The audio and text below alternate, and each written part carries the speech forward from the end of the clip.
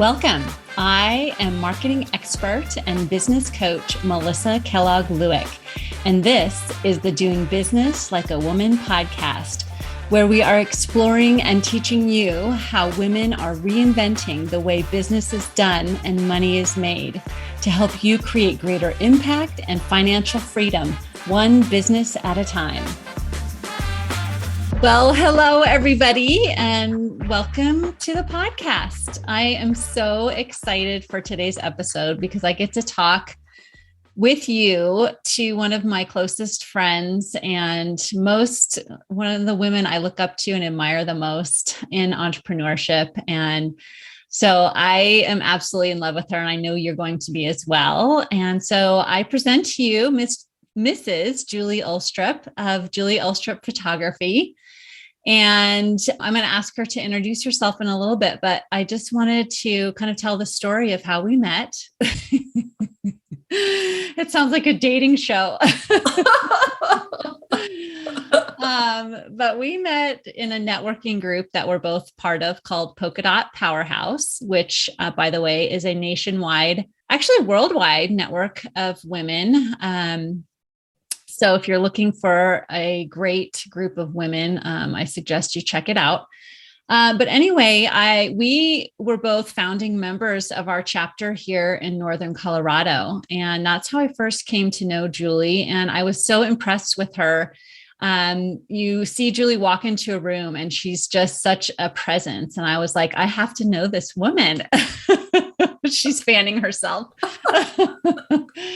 But when Julie walks into a room, you can't help but notice her. First of all, just because of her stature, she's a tall woman.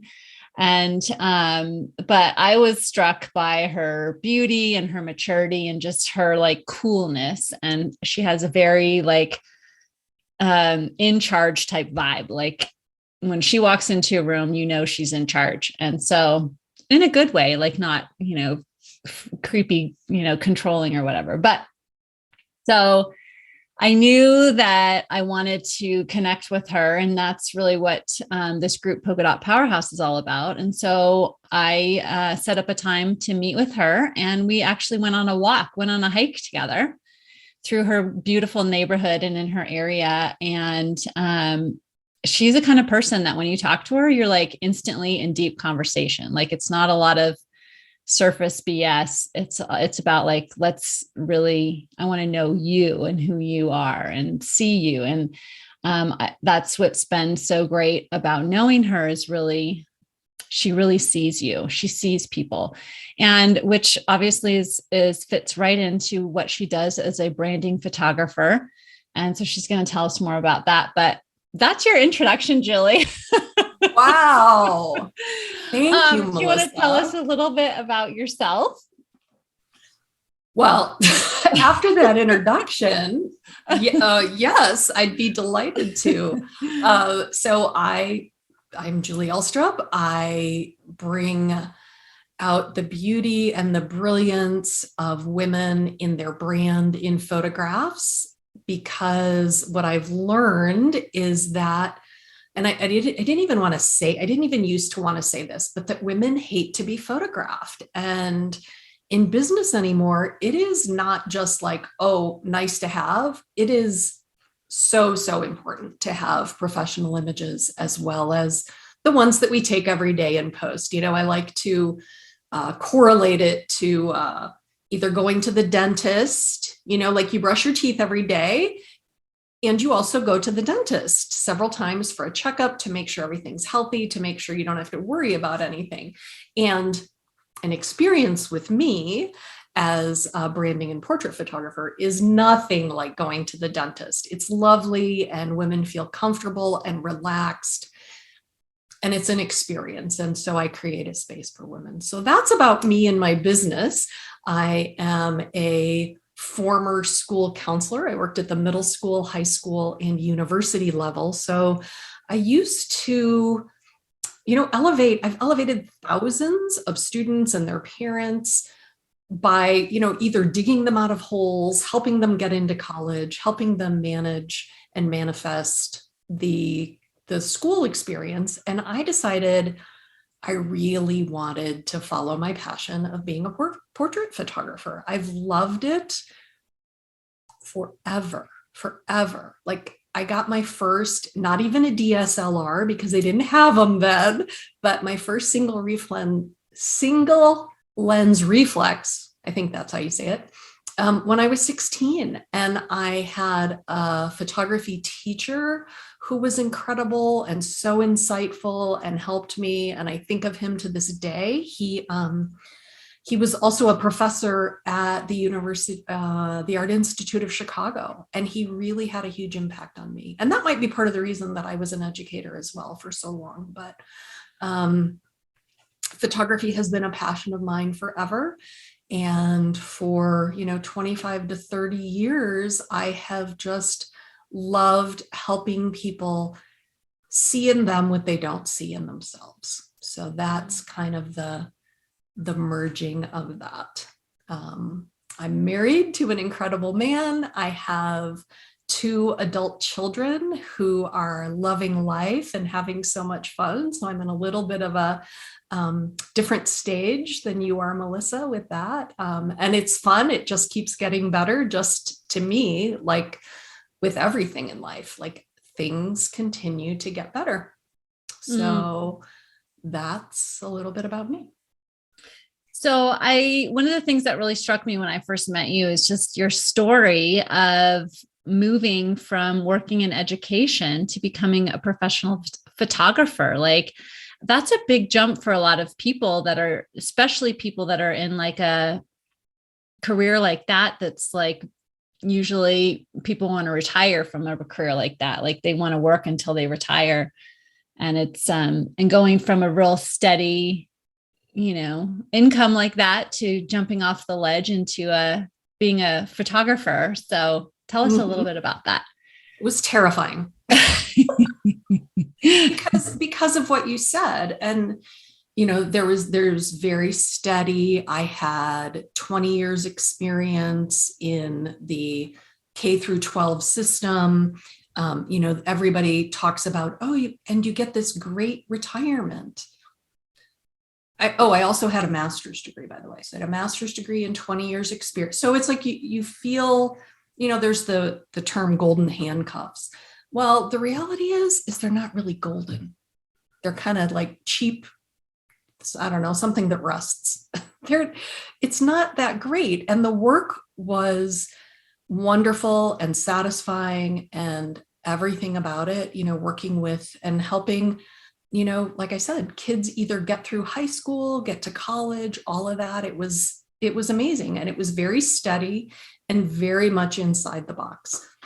And, there's that Aeneas Nin quote of the time came when something or other, it was staying tight in the bud was more painful than blooming. And that's what it was for me. Photography, like you said, like I said, it's been a passion of mine my entire adult life. And I was like, now's the time to do it. And when I made that jump, like all the structure was gone, all of the, it had become confining. And so that all went away and it was all on me. And very quickly, I found a mentor to work with, a photography mentor, and she is incredible. I still work with her to this day. And she is all about, learning photography as a craft and a skill and continuing to do that. Also learning how to build a business, because that is part of it. I mean, there are lots of people who are photographers who, can do a good job and can take good pictures, but to maintain a business around it. And one of the funny things is, Melissa, I don't know if we've ever even talked about this. I always knew that I would love to work as a photographer.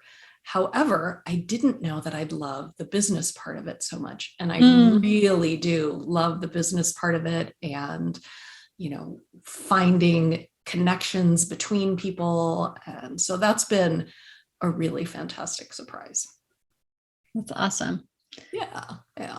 So, what kind of belief did you have to have in yourself and your abilities to make that jump, to be like, okay, here I am. I'm going to, set aside this career that has a really great retirement and pension and all those things, or, and be like, okay, I'm going to go make money taking pictures. Like, cause you could have just taken pictures or done it as a side gig or whatever. Like, what was that decision like? Well, it was interesting because I thought that, oh, this will be great and I'll be able to make money and this will be good. And there's also this very ingrained mindset, two ingrained mindsets that I had to overcome. One was the educator mindset of, you work your ass off 80 hours a week and you get paid not very well at all. And the other mindset is that artists can't earn a living creating art. And what I do is creating art. I mean, it's very useful that women can use it in their branding and families can have it in their homes and all of those kind of things. Women change the way they see themselves. And so there were those two big mindset shifts for me. And so that was challenging. And I was and still am, so committed to growth, my own growth, the growth of my clients, because that happens just, I kind of have a system, and it kind of is who I am as a human being to create these experiences. I've mentioned it before, that it's an experience to have a photograph created with me. It's not, I have a pretty funny story. I have some clients who came in. I work with a nonprofit, a local nonprofit every year, and I photograph the women. And one of the women wanted to bring her adult daughters and her adult granddaughter. And they were having their makeup and their hair done. And the matriarch of the family said, oh, they're having makeup and hair and all this kind of stuff. And she said, I've never had a photograph like this before, Julie. I've never had this experience except at church, where it was wham, bam, thank you, ma'am. I'm like, nobody wants that. Nobody wants that. So I realized very quickly that there is a need for this, and a way to, in addition to creating incredible, useful photographs for women to use in their business, also elevating us, because, doing business like a woman is a challenge and very growth oriented. So, long answer to your question, but yeah. Yeah. So how did you change your mind about not being able to, or that artists don't make money or can't make money from their craft, or can't make enough money to live on? Lots of hard work and lots of hard personal growth work with my mentor, and also, reading every single, Jen Sincero, You Are a Badass, Gabby Bernstein. I mean, all lots of work and lots of self-reflection and lots of, really determination of like, I'm going to do this. I love this and I'm going to make it work. And my husband used to say to me, he's like, Julie, it doesn't even matter if you make money. You're working your ass off and you're just doing so well. And I'm like, well, it matters to me. It matters a lot to me. Yeah. So within my second year, I was making more than I made with 25 years experience and a master's degree. Wow. So, that's incredible. Yeah. I worked really hard, and I continue to work really hard to make the life that I want, and to also help other women do that for themselves, because we're all in it together. Yeah. Yeah. So talk more about helping women see themselves. I just love that. It's kind of the mission that you're on, and tell me where that comes from for you, and maybe where in your life you weren't seen, that you want to help other women to see themselves. Yeah. Well, it started, I think there are a lot of ways and times and places that women aren't seen, and we don't show up. And especially in photographs, and especially when we reach a certain age. I remember when my children were young, like, oh no, I'm the photographer. I'm like, oh, I'll take the pictures. I don't need to be in the pictures. Well, that's ridiculous. I mean, of course, I love going back through photographs of my family where I'm in them as well, with them and all of those kind of things. So a lot of it for me was self-imposed, like, oh, I'm not going to be in the picture. Like I felt like my hair didn't look right, or my makeup didn't look right, or I, needed to lose, which is what I hear from women all the time. No, I don't want to be photographed now because there's this fill in the blank. And so, I mean, there's that. And now as a woman over 50, I'm 50 plus and fabulous, and I'm approaching 60 and spectacular. There's this culture in the US that we're not seen. And if you look through a magazine, if you look through Vanity Fair or, Condé Nast Traveler, the photographs of women who are 50 and better are usually like in a Cialis ad or in a, on an older guy's arm, it's like, well, and recently there has been more celebration of women who are older than 25 or 35 in photographs. And so I feel like it's our responsibility to show up more. So when we show up more in our own lives and in our own photographs and in our own brand, then we can change the world, how the world sees us. That's our responsibility when we change the way we see ourselves. Yeah. So that's but I will tell you, interestingly too, I was at the airport recently and I went to the bar to get a drink, to get, a couple beers for a friend of mine and I, we were traveling. And so I went up to the bar and someone else came up and stood next to me. And the person behind the bar asked the person next to me first. And like you said, I'm not a small, slight person. Like I don't really wither. And the person next to me said, oh, she was here first. And I was like, wow, you just really didn't see me. And so I believe that each of us can change that in the way we see ourselves and the way we show up. Yeah. Yeah. And so how do you really coach or lead your clients in that process of learning how to feel comfortable in front of the camera and allowing themselves to be seen, and express themselves? Because the way that you take pictures, you create a lot of comfort and allow your clients to really come out of their shell. And it's not, like a stiff formal headshot. Like, you're really pulling out the humanity from your clients. How do you do that? Thank you for saying that. And thank you for noticing. Yeah. Well, it begins for me with getting to know them. And again, with my experience as a counselor and creating space where a person can feel comfortable, a woman can feel comfortable, because it starts with a lot of questions on my part. Because getting to know somebody that, we've got 2 years, and the more I learn about my clients, and then I reflect back to them. So it sounds like you want to be seen as this. It sounds like your brand really is, you want to attract these kind of people. Would you say that's true? And I check with them. Would you say that's true? Mm-hmm. Yes, absolutely. And then sometimes just even in the course of conversation, I will ask them a question about something and say, oh, so it sounds like your clients really see you as confident and competent. You're right.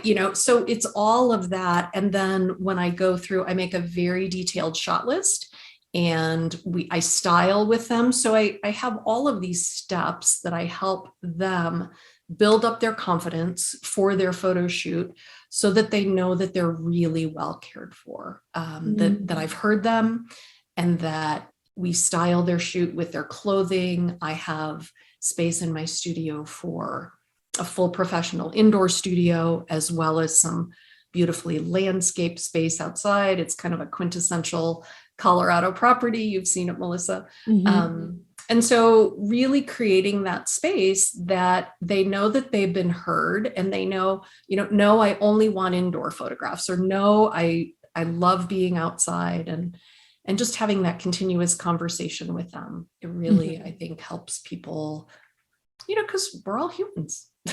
We all want to be seen, and we all want to be heard. It's part of our humanity. So yeah, I'm glad you can see that. Yeah. And I love that, because I've been thinking about marketing, and I know you obviously work with branding, and I'm thinking about marketing more and more as like connection. Like, it's the purpose of marketing is to allow us to connect with people, with other humans, right? Absolutely. So you, as the photographer, are like the conduit of that. So you can really create that connection with a photograph between me and my ideal client, just by you like taking care to pull out that humanity that allows for that connection. I think real formal photographs, it's hard to connect with someone when they don't feel comfortable. I mean, you can always tell, there's still energy that's like present in the photo, right? Absolutely, there is. Yeah. Yeah, that's absolutely true. And I mean, Melissa, this, and listeners know this as well, I'm sure, but it's been hundreds of thousands or millions of years of evolution have helped us connect with other people through our faces, through our eyes, through our expression. And even though, the world has changed, but when my parents were young, newspapers and magazines and the advent of all of that, we're always evolving in how we connect with people. And, during this time where we've experienced the shutdown and the pandemic and more of an online presence for everyone, it's a big change. And it's really important to continue to be able to connect with people in those same ways, using our face, again, hundreds of thousands of years of evolution, and saying, yes, I see who you are. I know who you are. It's evolutionary. Yeah. So what are your thoughts around like the face and connection, with, like you said, it's been hard through digital means, and then also with us having half of our face covered a lot of the time, right? Absolutely. Yeah. I think it's more important than ever. I think actually there's probably some research on it. People, we want to connect with other people. Again, tribes, safety, all of that, tens of thousands of years of evolution, and being on a computer screen or, being behind a mask, we still want to connect with people, and our faces are the way that we do that. That's how we build trust. That's how we get to know, what is a person saying? What are they thinking? It's just instantaneous. And I think it's more important than ever in this highly evolved digital world that we're living in right now. It's absolutely. Even people who are selling products need to have people in them, because we connect to people. We all have different times when we're posting things that are, a cute picture of our dog or, a quote that we like, but people want to know us if they want to work with us. Yeah. And I really feel like that's become so much more part of that attraction to authenticity and, less of that kind of corporate feel to Absolutely. business. And as women, like, we are uniquely qualified and capable of creating connection. We're great connectors, just inherently. And so, absolutely. Yeah, I love that. Yeah, I'm thinking on some of the photographs that I've taken recently, and, where women are just even just, like really willing to laugh. And they love those photographs because they don't see themselves laughing so much in a photograph, where they also think that they look and feel beautiful. And I think that's the other piece of it that comes across, Melissa, is that feeling beautiful and reminding ourselves that we are, with our very unique gifts and talents. Because I mean, I'm gonna fess up. I'm gonna own this, Melissa, because I did it right before we got on the call. Melissa pulled up her phone and took up, and I was like, oh, I said all the things. And I'm like, you know what? It's okay. It's fine, but and it's showing up, and it's being willing to have some vulnerability and feel comfortable enough that I'm enough, and not even that I'm just enough, but that I am brilliant, and that and that we all are, that we all have these gifts. And when I love this quote from Marianne Williamson of when we let our own light shine, we give others permission to do the same. Boom. So even if we're not, feel like we're not just doing it for ourselves, it's for a bigger purpose. Yeah. Because all of the people around us see that. Yeah, totally. Just gave me chills. And that also made me think, like, how do you put people at ease in front of the camera that maybe feel like they're not, not what we've all been socialized we should be as women, skinny and young and, blemish-free skin and long, luscious locks and, all those things. Like, I think we have to learn to really appreciate our own beauty just as we are, no matter what shape or size or age, or like, how do you deal with that with your clients? Well, all of those things that you said, and I said it before as well, are concerns that every woman has when they're photographed. I don't like this, I don't like that. And I start the conversation, actually, often the very first thing I ask is like, so tell me, what are your favorite physical features about yourself? Oh, I love that. Yeah.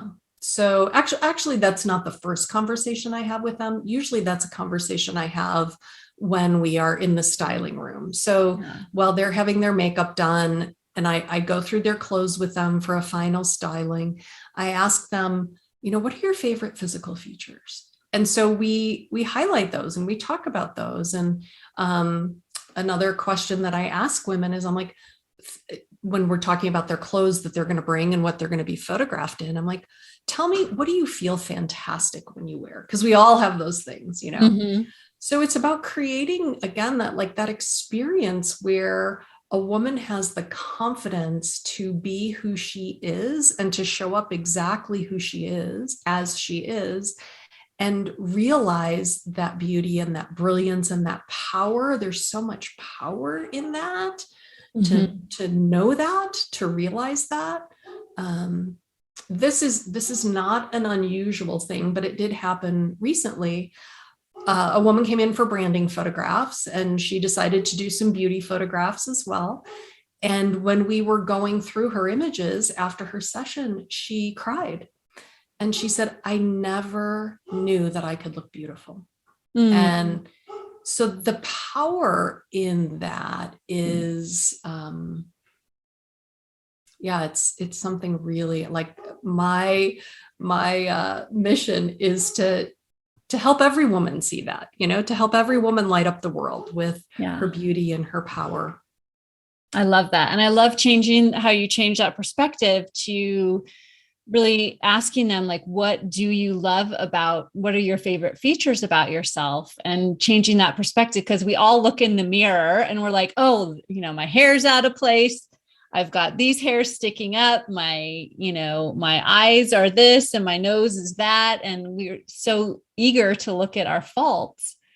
Yes. But, really, we do have to practice changing that perspective. I heard a life coach talk about this one time, that to like pick out a part of your body that you don't like maybe I have cellulite on my thighs, right?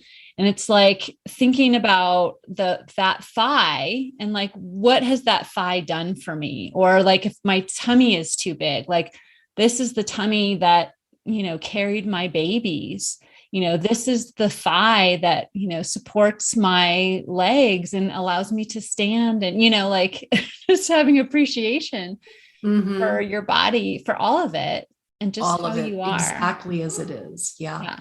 I remember this when you bring that up. I remember one time when my daughter was in high school and she was a cross country runner, and she asked me about, oh, mom, it was I think she was like, do you think I'm fat? Is what she asked me. And I said to her, I said, Glenn, does your body do what you want it to do? And she said, yes. And I said, your body's perfect then.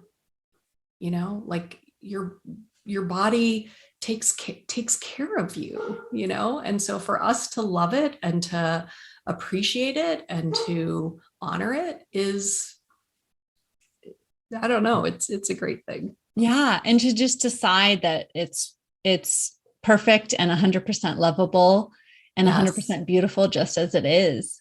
Absolutely. Right? Yeah. Absolutely. Yeah. I could really get on my soapbox about that whole, like the diet culture and all of that, but we won't go there. Yeah. We could. And but back to entrepreneurship. So how's it been going with your business? How long have you been in business, like full-time in photography now? This is my 5th year. Wow. 5 years. And how's it going? Going great. It's going great. I've been photographing a lot of women throughout the pandemic. It's a way that we've been able to be seen and to show up, I think, really for ourselves powerfully. So it's going very well.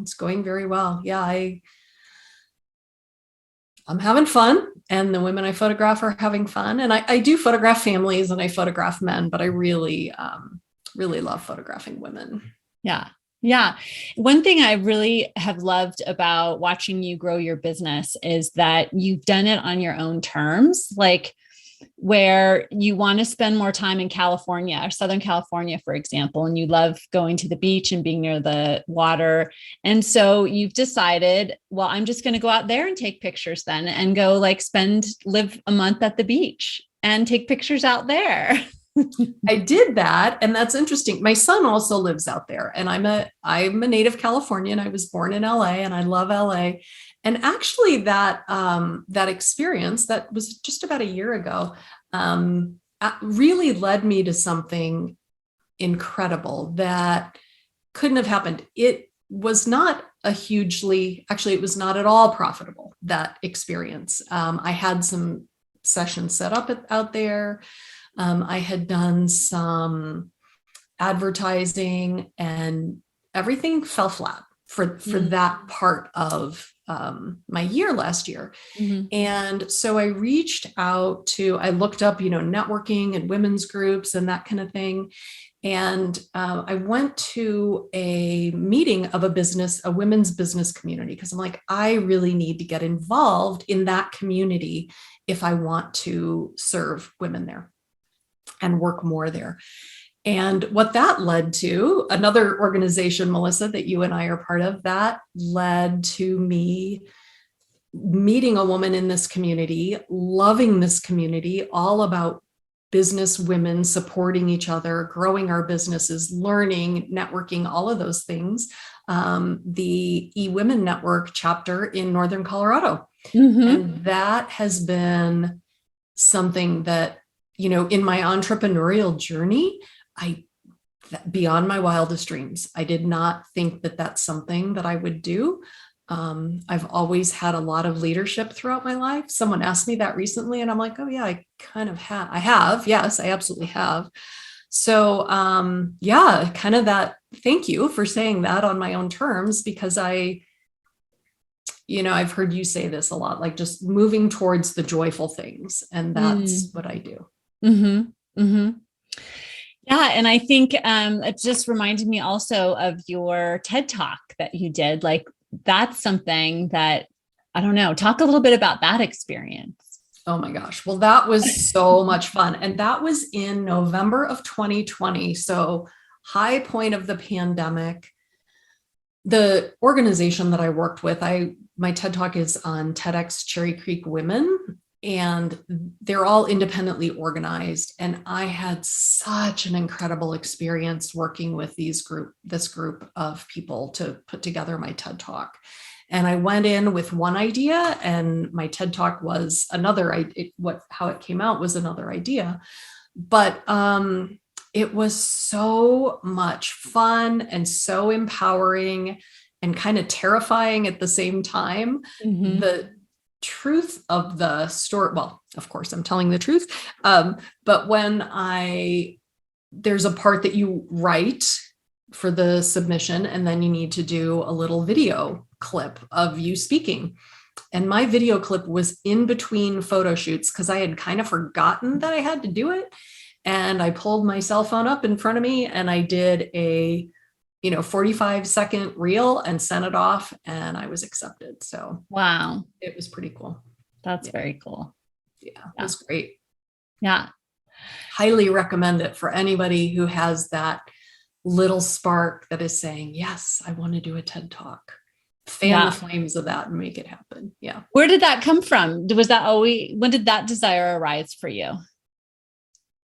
Oh, I've just loved TED Talks. I think it is really part of that being seen and being heard as a woman, and feeling like, this is a time in our history that we have this great opportunity to really have an impact and to really make a difference. And I knew I had a message to share, and I know I still have a message to share. So yeah, I think that's, I don't know when it was. Public speaking. I love public speaking. I'm one of those very strange people. Like, I enjoy public speaking and I love being photographed. So that's a strange combo for sure. Yeah, but I think we kind of come to that. Like, I mean, I'm more that way now than I've ever been, but I think it's part of deciding that I have something to say and learning to trust my voice. Like, that's really, the whole purpose of me even starting this podcast is an exercise in learning to trust my voice and to speak my thoughts, and yes. And same with being photographed. It's like deciding I'm worth being seen. And I'm okay with, my gray hair and my aging skin and all of that. Like, it's fine. Yeah, it's awesome. It's awesome. And I agree with you 100%. I mean, you look at those hierarchy of needs, and being seen and being heard. It's huge. Mm-hmm. Mm-hmm. So speaking of that, one thing that Julie and I collaborated with each other this past year, and actually I think it was on that first walk that we went to, or that first hike we had together. Yep. I think by the end of it, we're like, wouldn't it be fun if we did a retreat for women? It was. And it kind of took off from there. And so last year we hosted our first women's retreat up in Breckenridge, Colorado. Yes. And I got COVID right before we were supposed to come. Yes, you did. So it was I think I broke my shoulder a couple weeks before that. Yeah, and you broke your shoulder. And so I think it was such a great experience of learning about how we allow our circumstances to affect our outcomes, right? Or our reactions. Absolutely. Because stuff happens. It just is going to. And yeah, you had a broken shoulder. I had COVID, and we decided to carry on anyway. And thank God the women that had signed up were on board, and they were, ready to roll. And it would not have happened without you and your determination to, or you, make it go. We zoomed in, and I was here locked in my office. Yeah. But I think what I learned from that whole experience was just the power of spirit and of presence. And like, no matter the circumstances and no matter even the distance, like I was sitting here in my office and you all were at the house in Breckenridge, and I was still able to be part of the experience because of that spirit really, and energy. It transcends time and space. And so I think that's really what I learned from that whole experience. And, it was just amazing. What have you learned? Well, interestingly too, so that happened, and I had a series like I mentioned, I broke my shoulder last year. I was in October, a very minor car accident. And then just this past weekend, I got rear-ended again. Oh my gosh. car. And this is this car. This is the first car that I've had that is my car that I've chosen. It's like my dream car. It's and beautiful. There's part of me that even feels like it sounds silly, but it's like, no, I really like this car. It's just, it helps me, get through the world safely and beautifully and all this kind of thing. And so I started to, similar, Melissa, to when we had that first phone call, when you called and told me that you had COVID, I started to swirl down. And I thought, I'm not going to do this. Like, there are bumps, there are bruises, there are things in life that happen, and I get to choose. Do I want to choose, pain is inevitable, misery is optional. I'm like, I'm not going to be miserable. I'm not going to do that.